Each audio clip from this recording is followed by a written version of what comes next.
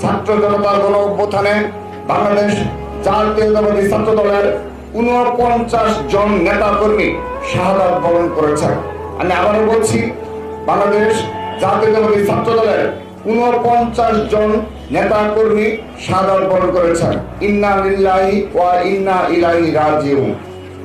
এই আন্দোলনে হাজারের অধিক ছাত্র জনতা শহীদ হয়েছেন।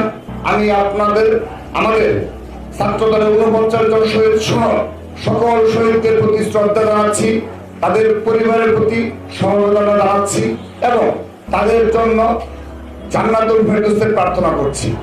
প্রিয় সাংবাদিক বন্ধুগণ, বাংলাদেশ জাতীয়তাবাদী ছাত্র দল ২০০৭ সাল থেকে অগণতান্ত্রিক সরকারের বিরুদ্ধে আন্দোলন করে আসছে।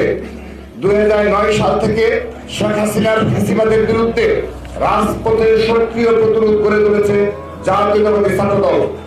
গণতান্ত্রিক সংগ্রামে আমাদের অসংখ্য সহযোদ্ধা গুম, খুন, ক্রসফায়ারের শিকার হয়েছে, আয়নাঘরে বন্দী হয়েছে, রিমান্ডে কারাগারে নির্যাতনের শিকার হয়েছে।